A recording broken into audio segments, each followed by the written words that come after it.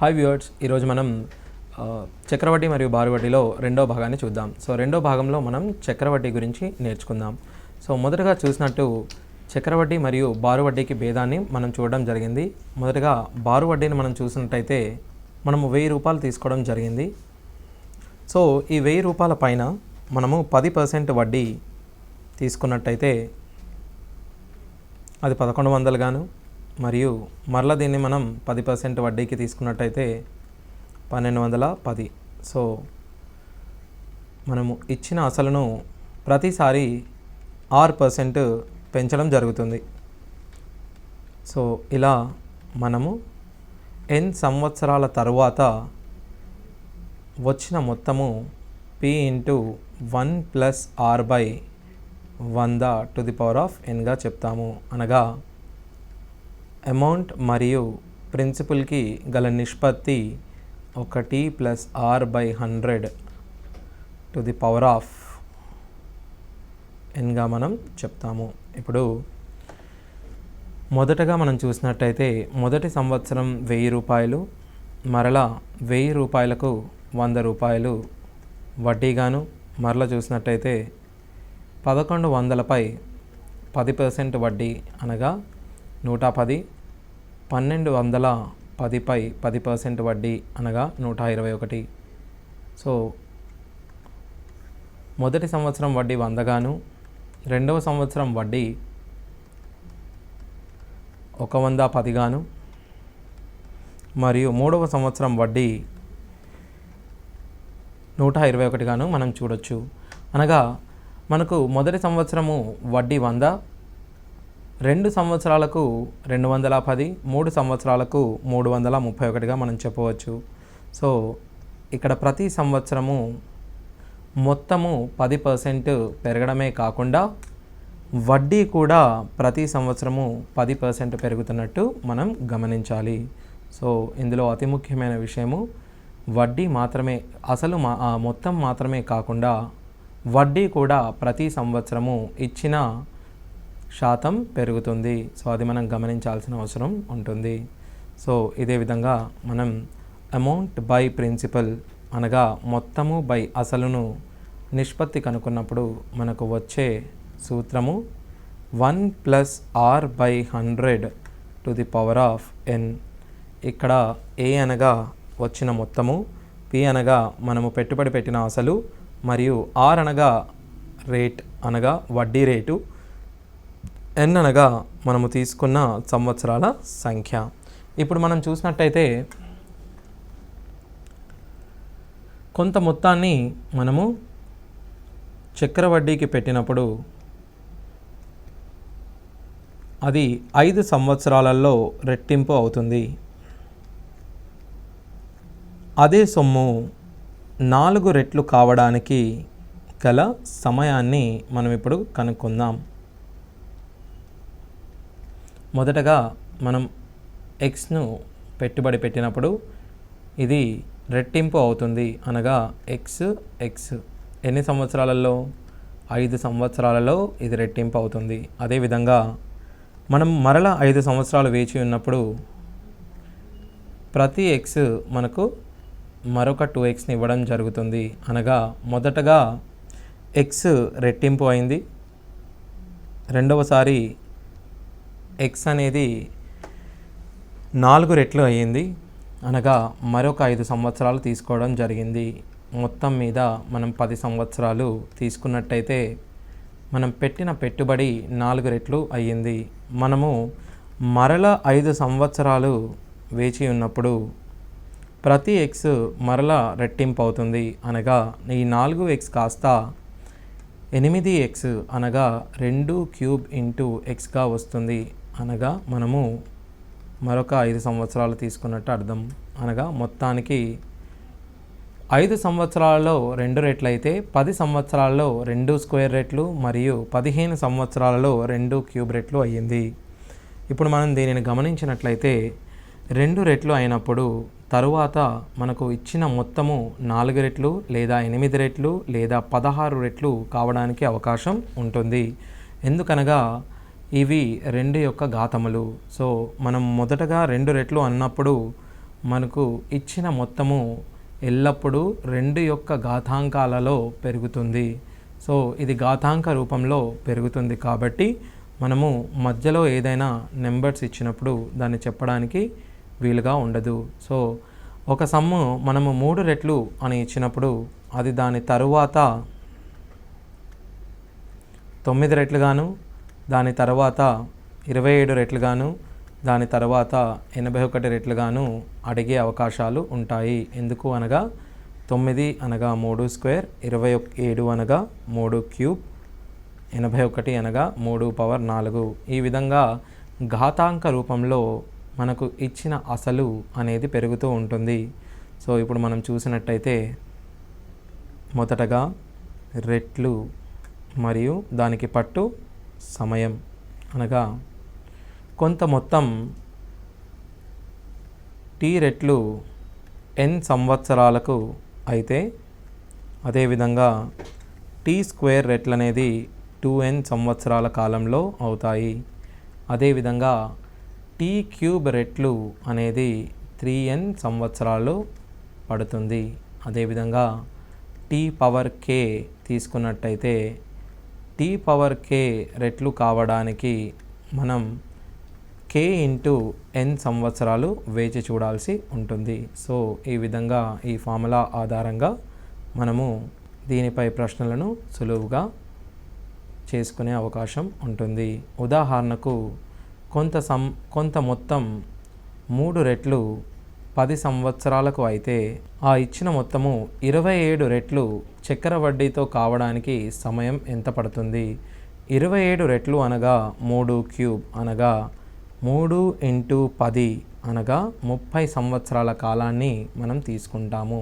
ఇది మనం ఆల్జీబ్రికల్గా చూసినప్పుడు అనగా సూత్ర ప్రకారంగా మనం చూసామనుకోండి, మనకు ఇచ్చిన amount p into 1 plus r by 100 to the power of nగా మనం దీన్ని చెప్తాము.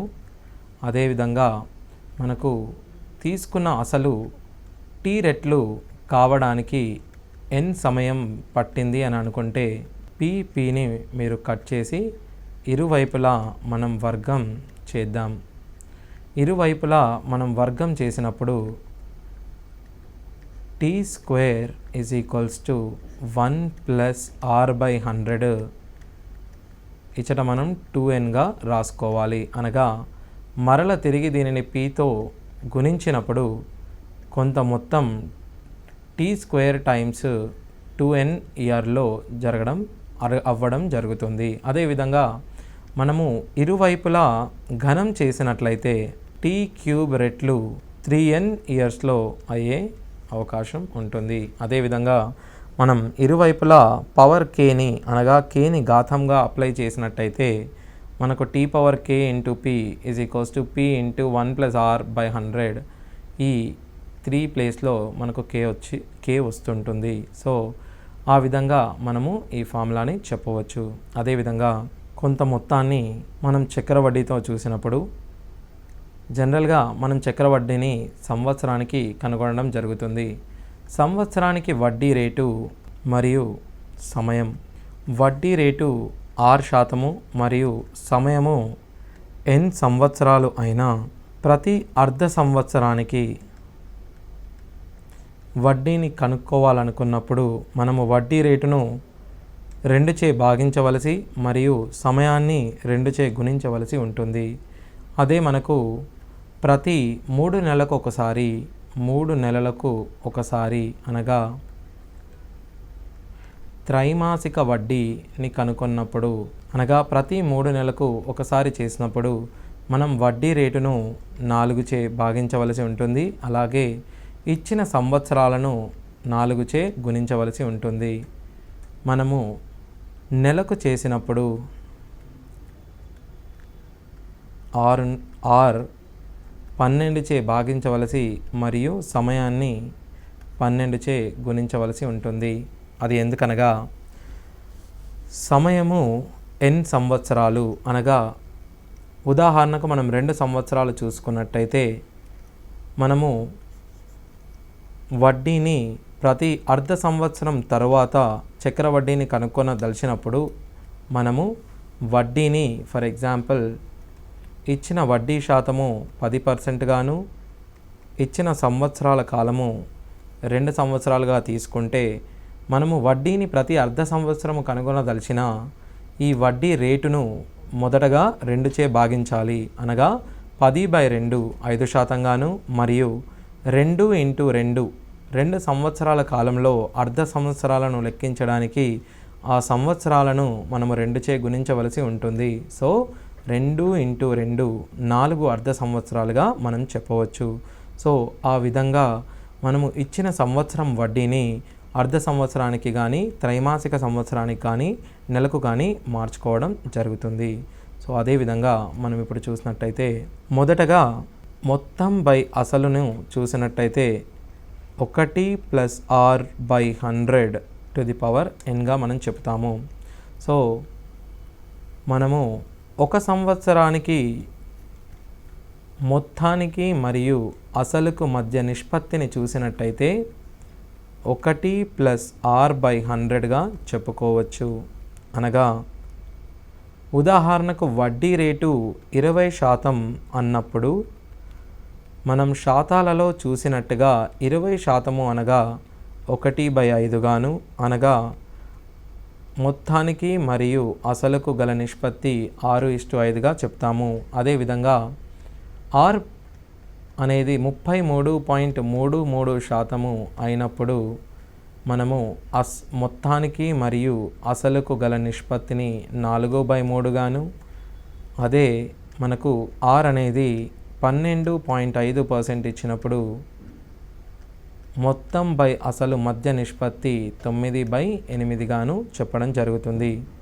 అదే మనకు ఇచ్చిన సంవత్సరాల కాలము 2 సంవత్సరాలు అయితే ఇచ్చిన రేటు 25% అయితే అసలుకు మరియు మొత్తానికి మరియు అసలుకు గల నిష్పత్తి మొదటగా 25% అనగా 25% పెంచడము అనగా 1 + 1/4 అనగా 5/4 5/4ను మనం వర్గం చేసినప్పుడు 25/16గా వస్తుంది. సో మనకు ఇచ్చిన మొత్తము బై అసలు యొక్క నిష్పత్తి 25/16గా వస్తుంది. సో దీనిని మనం ఒక పట్టిక రూపంలో చూద్దాం.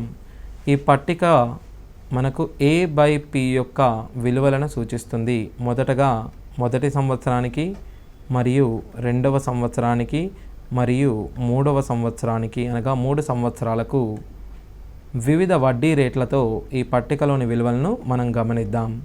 మొదటగా 100%, తరువాత 50% గాను, తరువాత 33.33% గాను, తరువాత 25% గాను, తరువాత 20% గాను, తరువాత 16.66%, తరువాత 10%, తరువాత 5%.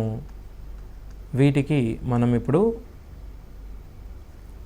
A/Pల మధ్య ఉండే నిష్పత్తిని చూద్దాం. మొదటగా n = 1 అయినప్పుడు 1 + 100/100 మనం 2గా చెప్పుకోవచ్చు. n = 1 అయినప్పుడు 1 + 50/100ను 1 + 1/2 అనగా 3/2 గాను, 33.33% అనగా 1/3 అనగా ఇచ్చిన నిష్పత్తి 4/3గా అవుతుంది. 25% అనగా 5/4, 20% అనగా 6/5, 16.66% అనగా 7/6, అదేవిధంగా 10%ని 11/10, అదేవిధంగా 5%ని 21/20గా మనం చెప్పవచ్చు. ఇప్పుడు మనం 2 సంవత్సరాలకు చూసినట్టయితే ఇది 4, 3 సంవత్సరాలకు చూసినట్టయితే 8, దీనిని వర్గం చేసినట్టయితే 9/4 మరియు 27/8 గాను, అదేవిధంగా దీనిని వర్గం చేసినట్టయితే 16/9, దీనిని ఘనం చేసినట్టయితే 64/27గా మనం చెప్పవచ్చు. అదేవిధంగా 5/4 యొక్క వర్గం చేసినట్టయితే 25/16, ఇచ్చట చూసినట్టయితే 125/64గా చెప్పవచ్చు. దీన్ని వర్గం చేసినట్టయితే 36/25, ఘనం చేసినట్టయితే 216/125. అదేవిధంగా ఇచ్చట మనం వర్గం చేసినట్టయితే 49/36, 343/216. అదేవిధంగా 121/100, 1331/1000గా చెప్పవచ్చు. సో ఇదే విధంగా ఇచ్చట 441/400 మరియు 9261 అనగా 21 యొక్క ఘనము, 20 యొక్క ఘనము మనం 8000గా చెప్పవచ్చు. సో ఈ పట్టికలోని విలువల ఆధారంగా మనం చూసినట్టయితే మొదటగా ఒక ఉదాహరణను చూద్దాం. 64 రూపాయలను మనం అప్పుగా ఇచ్చినప్పుడు, ఆ రూపాయలను 25% వడ్డీతో మనం అప్పుగా ఇచ్చినప్పుడు 3 సంవత్సరాల కాలంలో ఆ రూపాయలు 125 అనగా మనకు వచ్చిన చక్ర వడ్డీ అనేది 61 రూపాయలుగా మనం గమనించవచ్చు. అదేవిధంగా మనము 32,000ను వడ్డీకి ఇచ్చినట్టయితే మనకు వచ్చిన చక్ర వడ్డీ 25% 3 సంవత్సరాల తర్వాత మనము 64 ఇచ్చినప్పుడు 61 గాను, 32 ఇచ్చినప్పుడు 30.5 అనగా 30,500 అనేది దీనికి గల చక్రవడ్డీగా మనం చెప్పవచ్చు. సో ఈ విధంగా ఈ పట్టిక ఆధారంగా మనము ఇచ్చిన అసలు మరియు వచ్చే వడ్డీ, దాని తర్వాత వచ్చే మొత్తాన్ని సులువుగా కనుగొనే అవకాశం ఉంటుంది. ఉదాహరణకు మనం కొంత మొత్తాన్ని అనగా 8,000ను 5% చక్ర వడ్డీతో 3 సంవత్సరాలకు ఇచ్చినప్పుడు మనకు వచ్చిన మొత్తాన్ని 9,261 గాను మరియు దీనిపై వచ్చిన వడ్డీని 1,261 రూపాయలుగాను చెప్తాము.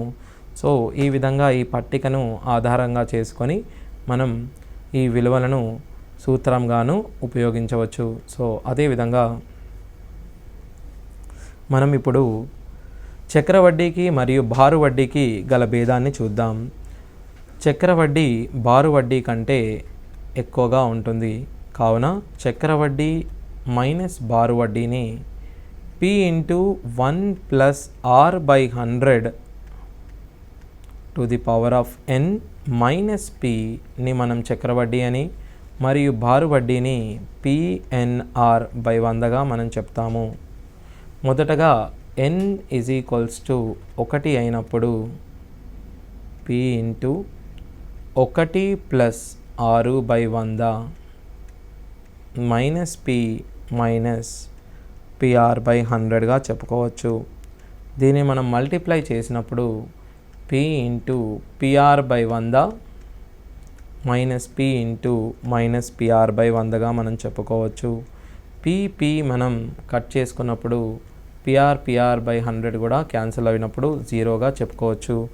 మనం ఇంతకుముందు చూసినట్టుగా చక్ర వడ్డీ మరియు బారు వడ్డీ మొదటి సంవత్సరానికి వాటి మధ్య తేడా 0గా చెప్పుకోవచ్చు.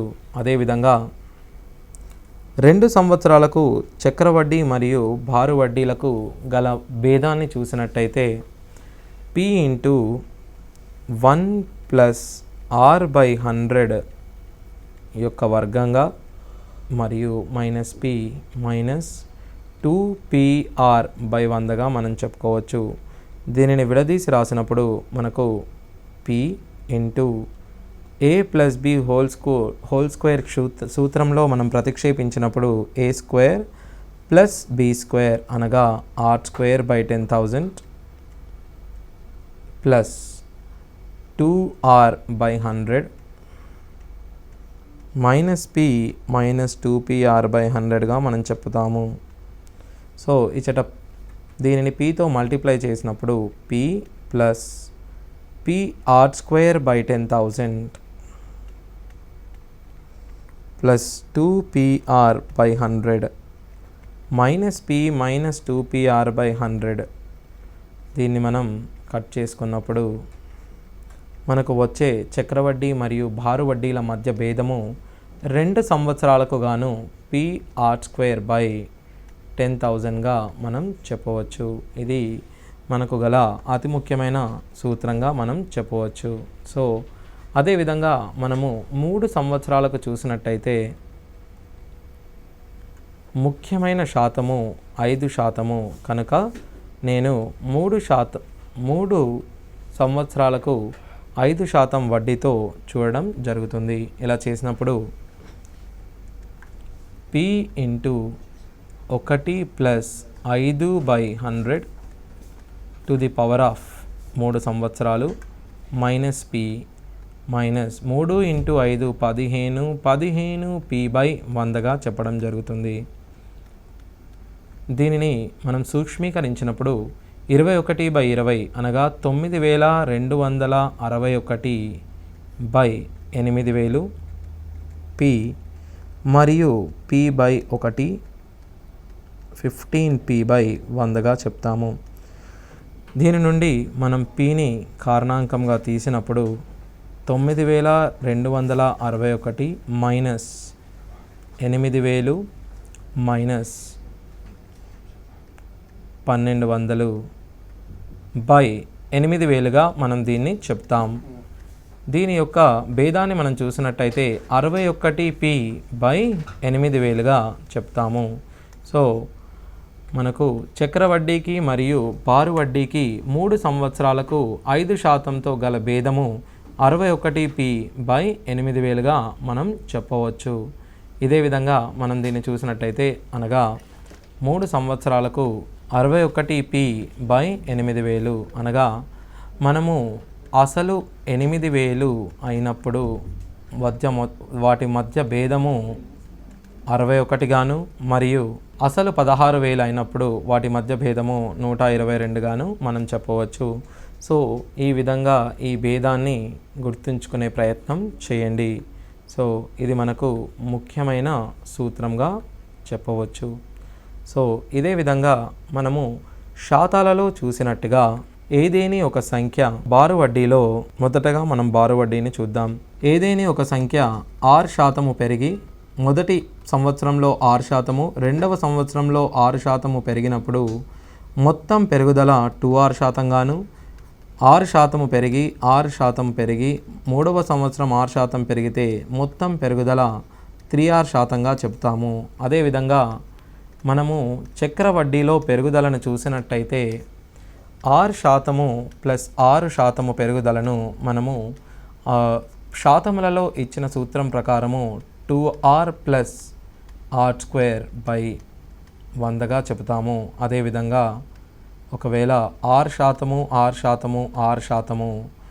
3 6% పెరిగినప్పుడు దీన్ని మనం 3R ప్లస్ 3R²/100 ప్లస్ R³/10,000గా చెప్పడం జరుగుతుంది. సో ఈ విధంగా మనము ఈ సూత్రాలను ఉపయోగించి చక్ర వడ్డీకి సంబంధించిన ప్రశ్నలను చేద్దాం. ఇప్పుడు మనం చక్ర వడ్డీకి సంబంధించిన కొన్ని ప్రశ్నలను చూద్దాం. సో మొదటగా ఒకే సంవత్సర చక్ర వడ్డీ ప్రకారము కొంత సొమ్ము 3 సంవత్సరాలలో 12,000 మరియు 6 సంవత్సరాలలో 15,000 అయితే మొత్తం అయితే అసలు సొమ్ము ఎంత? మొదటగా మనం చూసినప్పుడు అసలు Pగా తీసుకున్నప్పుడు 3 సంవత్సరాలలో అనగా P ఇంటూ 1 ప్లస్ R/100³ 12,000 గాను మరియు ఈ 12,000 మరియు మరల 3 సంవత్సరాలలో అనగా 1 ప్లస్ R/100³ 15,000గా అవ్వడం జరుగుతుంది.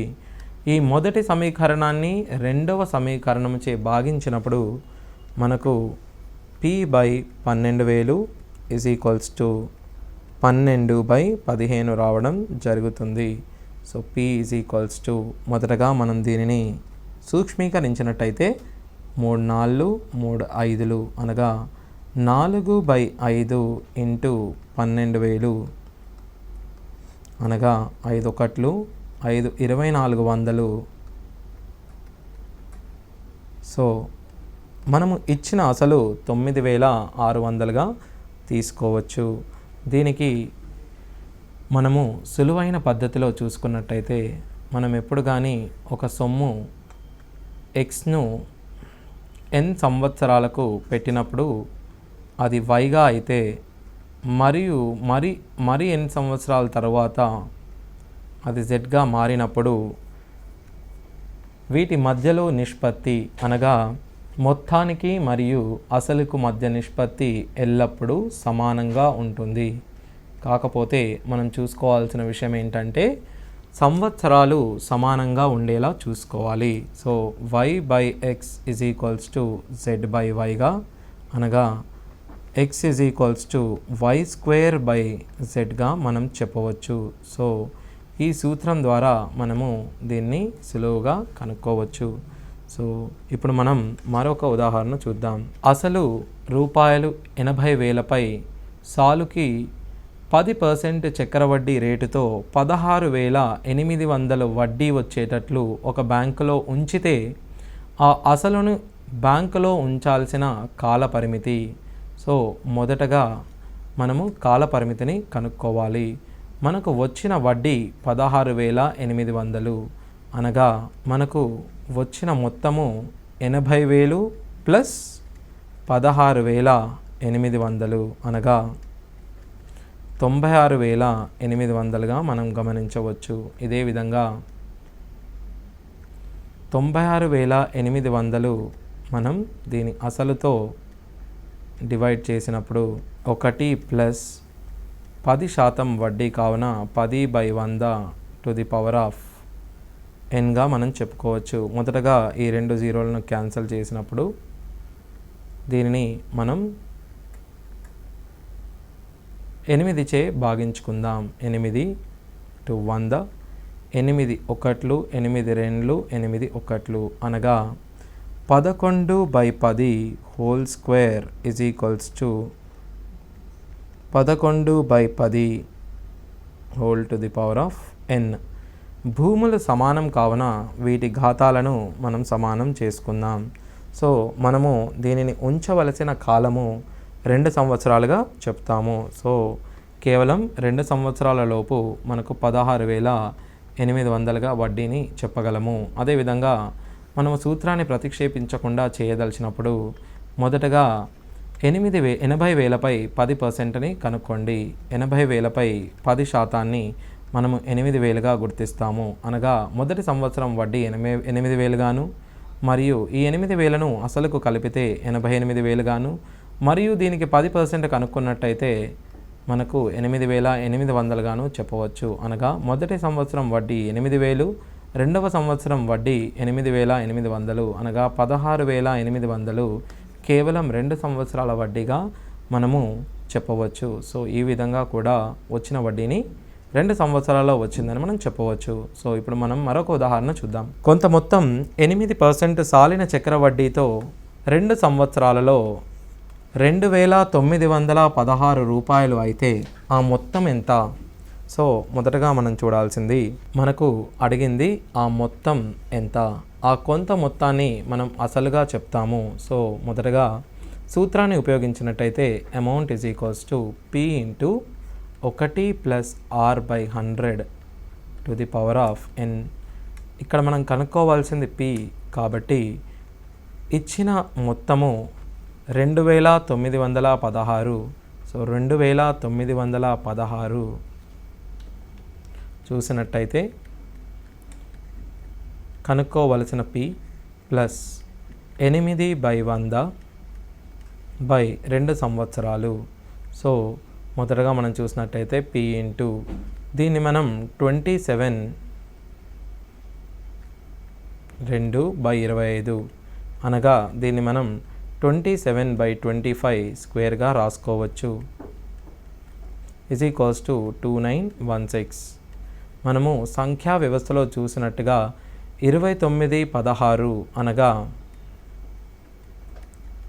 54 యొక్క వర్గంగా దీన్ని మనం చెప్పవచ్చు. అనగా 22 ఒకట్లు, 27 ఒకట్లు, 27 రెండ్లు. ఓకే, అనగా దీన్ని మనం 25² ఇంటూ 2 స్క్వేర్ అనగా 50 స్క్వేర్గా మనం చెప్పవచ్చు. 2500గా మనం దీన్ని చెప్పవచ్చు. ఈ విధంగా మనము ఈ ప్రశ్నను వర్గ సంఖ్యను గుర్తించడం ద్వారా అతి సులువుగా చేసుకునే అవకాశం ఉంటుంది.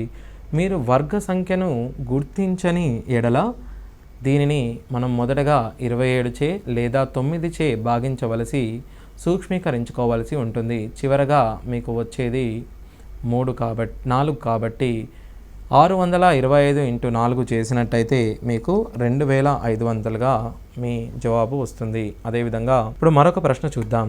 సాలుకు 16/2/3% చొప్పున 3 సంవత్సరాలకు కొంత సొమ్ముపై చక్రవడ్డీ 12,700 అయినది. అదే సొమ్ముపై అంతే వడ్డీ రేటుతో సమయానికి సాధారణ వడ్డీ ఎంత అవుతుందో మనం ఇప్పుడు కనుక్కుందాం.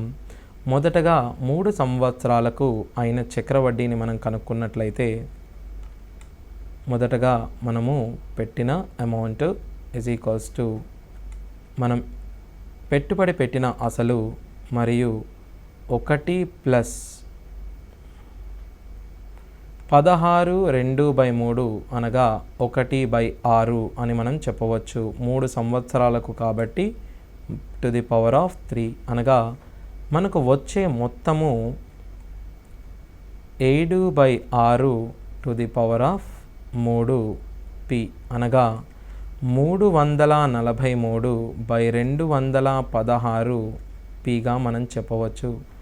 అనగా మనకు వచ్చిన వడ్డీని మనం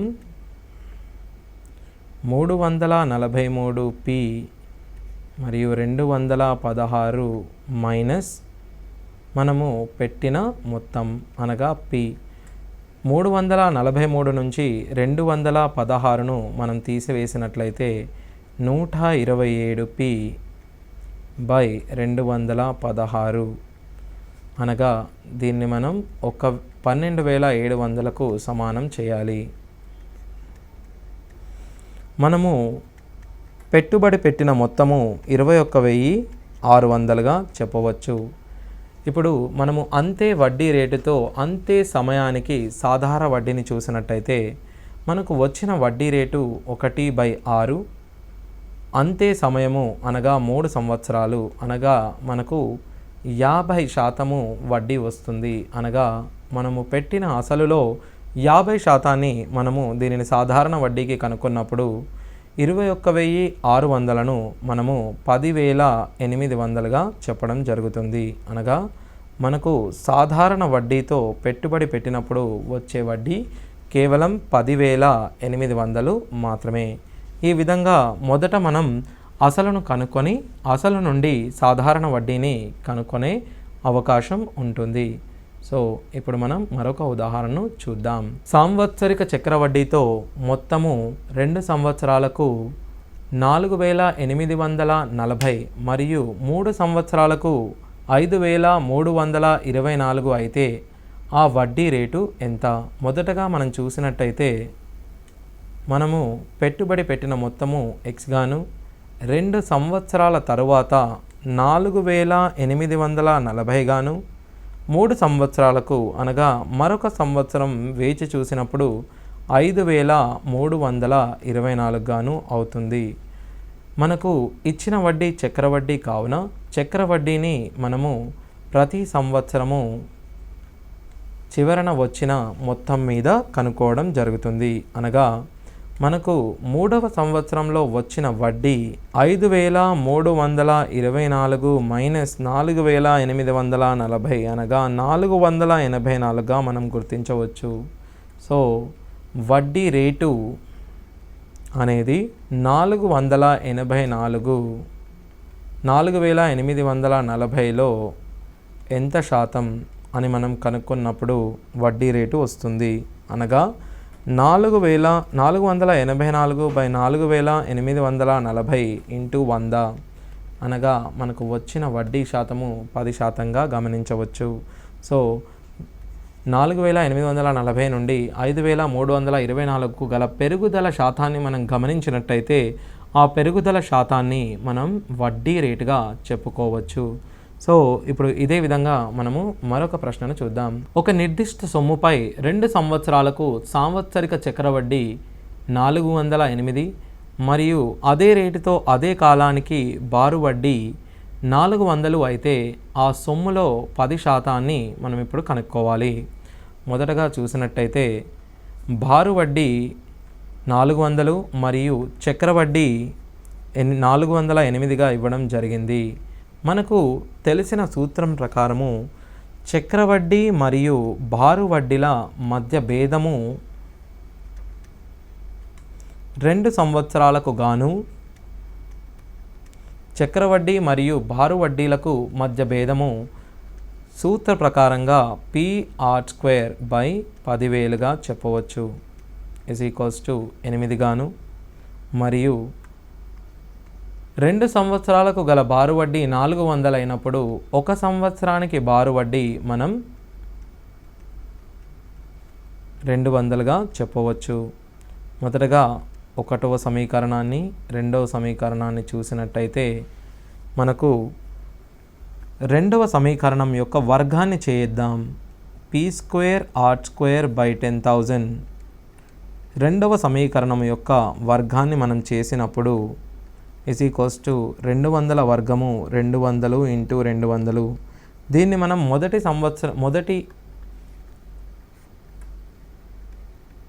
సమీకరణంతో భాగించినప్పుడు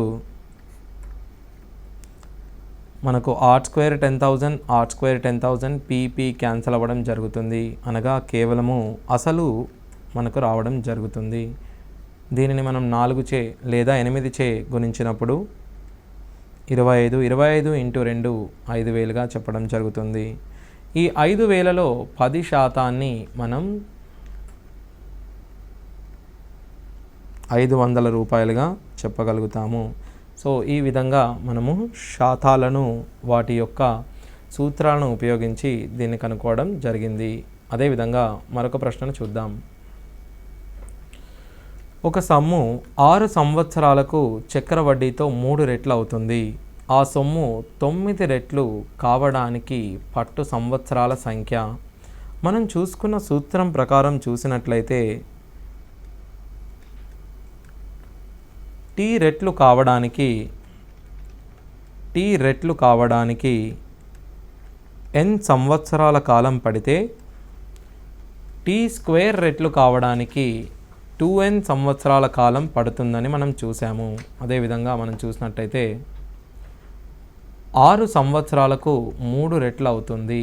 అనగా 3 రెట్లు కావడానికి 6 సంవత్సరాల కాలాన్ని మనం తీసుకున్నట్టయితే 3² అనగా 9 రెట్లు కావడానికి మనం తీసుకునే సమయము 2 × 6 12 సంవత్సరాలుగా మనం చెప్పవచ్చు. మొదటి సంవత్సరం 4%, రెండవ సంవత్సరం 5%, మూడవ సంవత్సరం 6% వడ్డీ రేట్లతో 3 సంవత్సరాలకు 25,000పై అయ్యే చక్రవడ్డీని ఇప్పుడు మనం కనుక్కుందాం. సో కేవలము మనం కనుక్కోవలసినది 3 సంవత్సరాలకు దీనిపై సుమారుగా అయ్యే చక్రవడ్డీని మనం కనుక్కోవలసి ఉంటుంది. మొదటగా మనం చూసినట్లయితే మొదటిగా 4% మరియు 5% మరియు 6% వడ్డీలు ఉన్నాయి. ఒక సంఖ్యను x% మరియు y% మరియు z% పెంచినట్లయితే దానిలోని మొత్తం పెరుగుదలను x + y + z plus xy + yz + zx by 100% మరియు అదేవిధంగా xyz బై 10,000%గా మనం చెప్తాము. ఇచ్చట మనము త్రిపద సూత్రాన్ని ఉపయోగించడం జరిగినది. ఇది మనము 4, 5, 6 విలువలను ప్రతిక్షేపించినప్పుడు 4 + 5 9 గాను, 9 + 6 15% ప్లస్ అదేవిధంగా 4 5 20, 4 5 6 30, 4 ఆర్లు 24/100 ప్లస్ 4 ఇంటూ 5 220, 20 ఇంటూ 6 120/10,000గా మనం చెప్పడం జరుగుతుంది.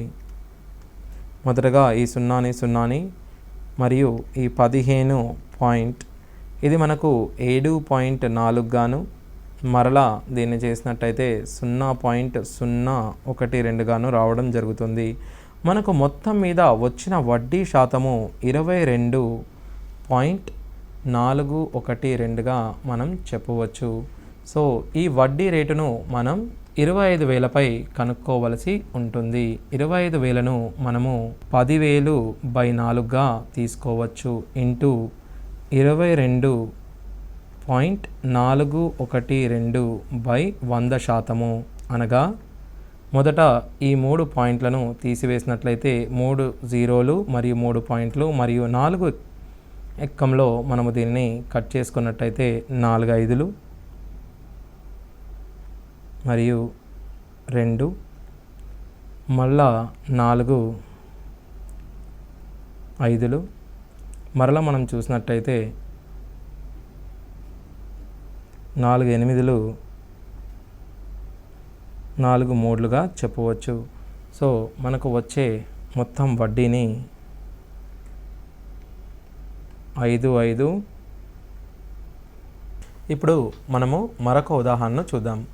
మొదటి సంవత్సరం 4%, రెండవ సంవత్సరం 5%, మూడవ సంవత్సరం 6% వడ్డీ రేటుతో 3 సంవత్సరాలకు రూపాయలు 25,000పై అయ్యే చక్ర వడ్డీ రూపాలలో ఎంత అని అడుగుతున్నాడు.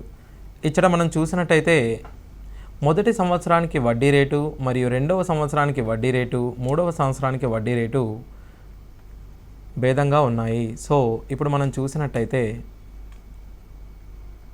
మనకు వచ్చే మొత్తం అనేది ఇచ్చిన అసలు పైన మొదటి సంవత్సరం వడ్డీ మనం R1గా తీసుకున్నట్టయితే మొదటగా మనం దీనిని R1% పెంచవలసి ఉంటుంది. తరువాత మనం దీనిని R2% పెంచవలసి ఉంటుంది. తరువాత దీన్ని మనం R3% పెంచవలసి ఉంటుంది. సో ఇలా చేసినప్పుడు మనం R1, R2, R3 స్థానాలలో 4, 5, 6లను ప్రతిక్షేపించుకుందాం.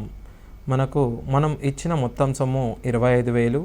మొదటగా 4% పెంచుకుందాం, తరువాత 5%, తరువాత 6% పెంచుకున్నట్లయితే మనము దీనిని మొదటగా సూక్ష్మీకరించుకుందాం. 1/25, 1/20, 3/50 అనగా 25,000 ఇంటూ 26/25 మరియు 21/20 మరియు 53/50. 50 ఇంటూ 20 1000 గాను, 25 ఒకట్లు 25 ఒకట్లుగా చెప్తాము. ఇప్పుడు మనం 26 ఇంటూ 21 ఇంటూ 53ను చేసినప్పుడు ఫలితం 28,938గా వస్తుంది. అనగా ఇది మనకు అసలు ప్లస్ వడ్డీగా చెప్తాము. అనగా దీని నుండి మనం వడ్డీని కనుక్కోవడానికి 28,938 నుండి మనం 2,500ను తీయవలసి ఉంటుంది. అప్పుడు మనకు వచ్చిన వడ్డీ 3,938 రూపాయలుగా మనం చెప్పవచ్చు. సో ఈ విధంగా మనము ఈ సూత్రాన్ని ఉపయోగించి ఈ వడ్డీని కనుక్కునే అవకాశం ఉంది. సో మరియు ఇప్పుడు మనం మరొక ఉదాహరణ చూద్దాం. 10% సాంవత్సరిక చక్రవడ్డీ రేటుతో ఒక వ్యక్తి 3,000 అప్పుగా తీసుకున్నాడు. ప్రతి సంవత్సరాంతంలో అతను 1,000 వెనక్కు చెల్లిస్తాడు. అయితే 3వ సంవత్సరాంతంలో అతనికి ఉన్న అప్పును పూర్తిగా తీర్చేయాలనుకుంటే అతను చెల్లించాల్సిన సొమ్ము ఎంత? సో దీనిని మనం మొదటగా అతను తీసుకున్న అప్పు 3,000, 1 సంవత్సరం కాలం తర్వాత వడ్డీ 10% పెరుగుతుంది. అనగా మనకు వడ్డీ 3,300గా అవుతుంది. తీసుకున్న అసలు ప్లస్ వడ్డీ కలిపినప్పుడు 3,300గా అవుతుంది. దీనిలో నుంచి మనం 1,000 రూపాయలు వెనక్కు చెల్లించినట్లయితే మనకు అసలు 2,300గా మారుతుంది. మరల దీనిని 10% పెంచినట్లయితే 2300పై 10% మనము 230గా చెప్పవచ్చు. అనగా 2530 రూపాయలుగా చెప్పవచ్చు. మనము తిరిగి దీనిపై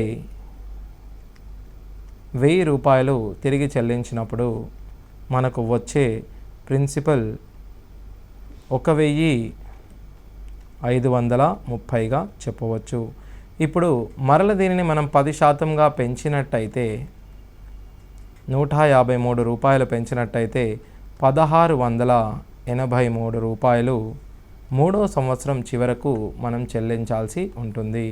సో మొత్తానికి మనం 3 సంవత్సరాల తర్వాత చెల్లించాల్సిన అప్పు 1683గా చెప్పవచ్చు. సో ఈ విధంగా ప్రతి సంవత్సరం 1000 రూపాయలు వెనక్కు ఇస్తూ మరియు 10% దాన్ని పెంచుకోవలసి ఉంటుంది. 5% సంవత్సరిక చక్రవడ్డీతో 8000 రూపాయల మొత్తం 9261 కావడానికి పట్టు కాలము.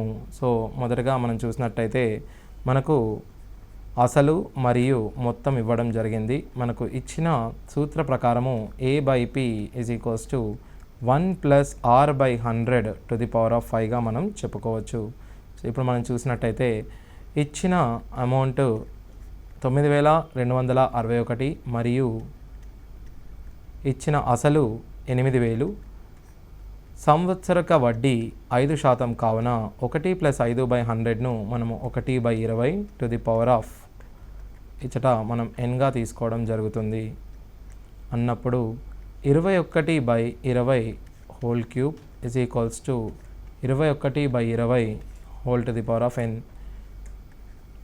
మనకు భూములు సమానమైనప్పుడు ఘాతాలను సమానం చేసుకోవచ్చు. అనగా n = 3గా వస్తుంది. అనగా మనకు 3 సంవత్సరాల కాలం పడుతుంది.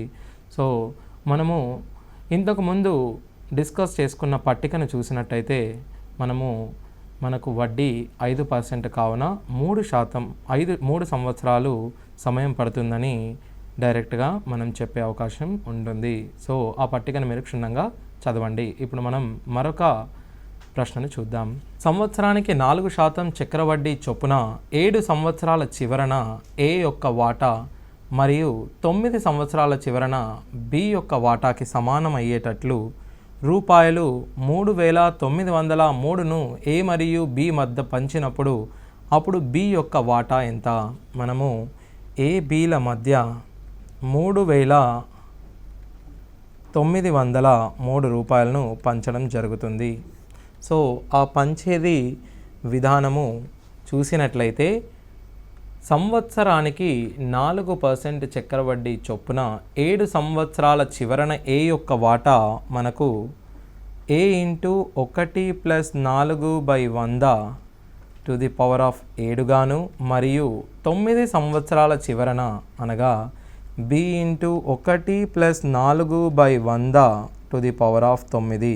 ఇప్పుడు మనం A/Bని చూసినట్లయితే 1 + 4/100⁴ చెప్పవచ్చు. ఎందుకనగా పవర్ 7 పవర్ 9ని క్యాన్సల్ చేసినట్లయితే దీన్ని సూక్ష్మీకరించినట్లయితే మనకు మిగిలేది 1 + 4/100⁴. 1/4/100ను మనము 26/25² అనగా 676/625గా చెప్పవచ్చు. సో మనకు కావలసిన వాటా B యొక్క వాటా అనగా 625 దీనిని మనం జత చేసినట్లయితే మనకు 1301 రూపాయి వస్తుంది. ఇంటూ మొత్తం వాటా 3903 రూపాయలు అనగా 1 3 625 × 3 చేసినట్టయితే 1885గా మనం చెప్పవచ్చు. సో ఈ విధంగా మనం B యొక్క వాటా కనుక్కుంటాము. అదేవిధంగా మనం మరొక ప్రశ్నను చూద్దాం. కొంత సొమ్ము చక్రవడ్డీపై 2 సంవత్సరాలలో 4840 మరియు 3 సంవత్సరాలలో 5324 పెరుగుతుంటే వడ్డీ శాతం ఇక్కడ మనం ముందుగా గమనించినట్టు 4,484 రూపాయలు పెరుగుతుంది అనగా మనకు వడ్డీ శాతము 10%గా చెప్పవచ్చు. మరియు ఇప్పుడు మనం మరొక ప్రశ్నను చూద్దాం. ఏ అనే వ్యక్తి 6,000కు 5% సాలిన వడ్డీ రేటుతో బారు వడ్డీ కొరకు డిపాజిట్ చేశాడు. బి అనే వ్యక్తి 5,000ను 8% సాలిన వడ్డీ రేటుతో చక్ర వడ్డీకి డిపాజిట్ చేశాడు. 2 సంవత్సరాల తర్వాత వారికి వచ్చే వడ్డీలలో తేడా ఎంత ఉంటుంది? సో మొదటగా మనం చూసినట్టయితే 5% సాలిన వడ్డీ రేటుతో బారు వడ్డీ కొరకు డిపాజిట్ చేశాడు. సో ఇక్కడ 8% సాలిన వడ్డీ రేటుతో చక్ర వడ్డీకి డిపాజిట్ చేశాడు. మనకు కావలసినది 2 సంవత్సరాల తర్వాత అనగా 5 × 2 బారు వడ్డీకి 10% అనగా 10% 6,000లో చూసినట్టయితే 600 రూపాయలుగాను, మరియు 50,000పై 8% అనగా 8% ప్లస్ 8% మనం చేసినట్లయితే 16.64%, 16.64/100 ఇంటూ 5,000గా మనం చెప్పవచ్చు. 0ని మనం కట్ చేస్తే 166.4 ఇంటూ 5ను మనం చేయవచ్చు. దీన్ని మనం 2చే గుణించి భాగించినట్లయితే 832గా చెప్పవచ్చు. సో మనకు వచ్చే వడ్డీ 832గా మనం చెప్పవచ్చు. సో ఈ 2 వడ్డీల మధ్యల భేదాన్ని మనం గమనించినట్లయితే 232 రూపాయలుగా మనం దీన్ని చెప్పవచ్చు. సో అలాగే చివరిగా మరొక ప్రశ్న చూద్దాం.